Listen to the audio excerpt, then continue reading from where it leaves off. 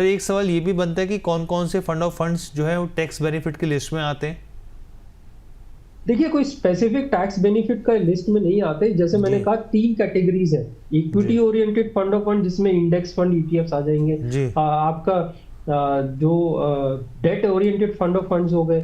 और जी। उसके बाद अदर फंड ऑफ फंड हो गए, जिसमें इंटरनेशनल और आपका गोल्ड जैसी फंड ऑफ फंड्स आ जाते हैं। तो डेट को छोड़ के बाकी जो 2 कैटेगरीज है, उनका टैक्सेशन 20% और 12.5% पे लगता है। तो अगर आप किसी डेट फंड ऑफ फंड में निवेश कर रहे हैं, तो आपको ये जरूर देखना होगा कि जो टैक्सेशन है वो आपकी इनकम के अकॉर्डिंग है।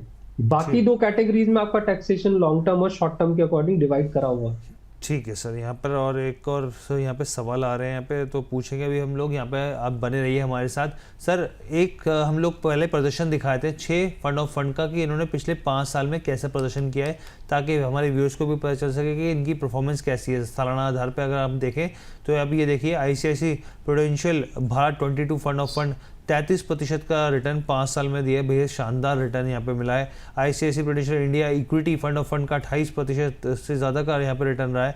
ICICI की टॉप आप देखिए 1 2 3 4 5 5 जी सालाना रिटर्न ये है। अगर परसेंटेज देखें कंपाउंड एनुअल ग्रोथ रेट के हिसाब से यहाँ पर, तो आप ये देखिए। और करीब करीब 5 फंड ऐसे हैं जिन्होंने करीब करीब यहाँ पे आप देखिए 33 से लेकर 23% तक का रिटर्न दिया। उसके बाद आता है कोटक मल्टी एसेट फंड, यहाँ पे करीब 22% का रिटर्न इसने दिया है। और निपॉन निफ्टी नेक्स्ट 50 का जो फंड है यहाँ पे 21.5% का रिटर्न इन्होंने भी यहाँ पर दिया है। सर आपके हिसाब से अगर हम इस प्रदर्शन को देखें तो आप इसका आकलन कैसे करते हैं? दूसरा, क्योंकि हमेशा एक्सपर्ट कहते हैं कि भविष्य जो आप रिटर्न पीछे के हिसाब से अगर आप देखते हैं तो उसको फॉलो ना करें, कॉपी ना करें, वो अपनी यहाँ पर देखें लगातार कि किस तरीके से जो फंड्स हैं वो रिएक्ट कर रहे हैं। और भविष्य आप कैसा देख रहे हैं यहाँ पर? अगर कोई फंड अगर फंड ऑफ फंड में निवेश करना चाहता है तो उसकी क्या रणनीति होनी चाहिए, क्या नज़रिया होना चाहिए यहाँ पर?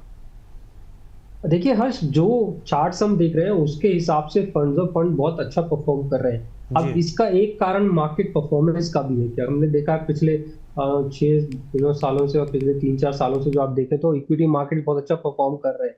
तो फंड ऑफ फंड का जो अंडरलाइन स्कीम है, अगर वो बहुत अच्छा परफॉर्म कर रही है, तो आपका फंड ऑफ फंड अच्छा परफॉर्म करेगा।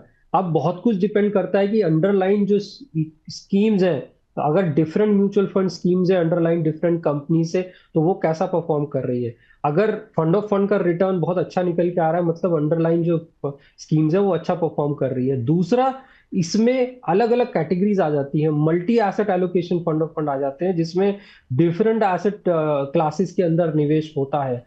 निफ्टी नेक्स्ट जूनियर 50 को 20 को हम लेते हैं, तो ये स्पेसिफिकली निफ्टी नेक्स्ट 50 पे फोकस करती है। अब क्योंकि मार्केट अच्छा परफॉर्म किया है, तो ये अच्छा परफॉर्म कर रहे हैं। देखना ये होगा कि जब डाउन साइड पे कौन सी स्कीम कितना प्रोटेक्टेड रहती है, कितना परफॉर्मेंस, क्या परफॉर्मेंस होता है अगर कल को मार्केट डाउन आता है, तो वो जरूर देखने की जरूरत है। दूसरा, जो एक सब क्राइटेरिया होता है फंड ऑफ फंड का, जो एक बड़ा फैक्टर है किसी भी निवेशक के लिए, वो ये कि एक्सपेंस रेशो के बाद आपका क्या रिटर्न आपको निकल के आता है। एक्सपेंस रेशो बहुत मैटर करता है, क्योंकि फंड ऑफ फंड स्कीम का जो एक्सपेंस है वो नॉर्मल जो आपका जो जनरल स्कीम्स होती हैं उनसे हायर होता है, क्योंकि इसमें 2 एक्सपेंस जुड़ जाते हैं। बिल्कुल सर। एक आपका फंड का एक्सपेंस और दूसरा आपका अंडरलाइन स्कीम का एक्सपेंसेस, दोनों जुड़ के आपका टोटल एक्सपेंस निकलता है। तो पोस्ट एक्सपेंस रेशो क्या रिटर्न मिलता है।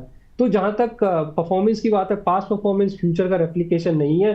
बट आपका मार्केट डाउनसाइड पे अभी क्या स्कीम परफॉर्म करेगी, कैसा करेगी, वो जब तक ना पता लगे तब तक जो है किसी की परफॉर्मेंस पे बड़ा मुश्किल है पता करना।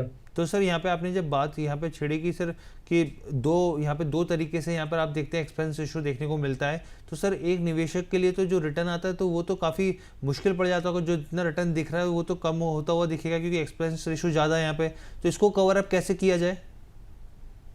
देखिए, इन जनरल तो क्या होता है कि इन्वेस्टर को पता भी नहीं लगता है, क्योंकि वो रिटर्न के क्राइटेरिया पे जा रहा है। आपके रिटर्न में एक्सपेंस रेशो, क्योंकि एक्सपेंस रेशो के बाद जो रिटर्न एक्सपेंस रेशो के एडजस्ट करने के बाद निकाला जाता है, तो वो एक्सपेंस रेशो अब क्योंकि सामने नहीं दिखता है इन्वेस्टर को कि इतना रिटर्न है और इतने एक्सपेंस रेशो से मेरा रिटर्न कम हो गया, वो नहीं दिखाई देता है। इन्वेस्टर को सिर्फ रिटर्न दिखाई देते हैं। तो किसी इन्वेस्टर के लिए ये पता करना कि ये एक्सपेंसेस ने कहां तक इंपैक्ट किया उसके रिटर्न को, बड़ा मुश्किल होता है आम निवेशक के लिए। बट क्योंकि हम जानते हैं कि एक्सपेंसेस फंड ऑफ फंड में ज्यादा होते हैं, लेकिन एक निवेशक के लिए अब फंड ऑफ फंड स्कीम्स अच्छी हो सकती है अगर वो एसेट एलोकेशन नहीं कर सकता, उतना डाइवर्सिफिकेशन नहीं कर सकता।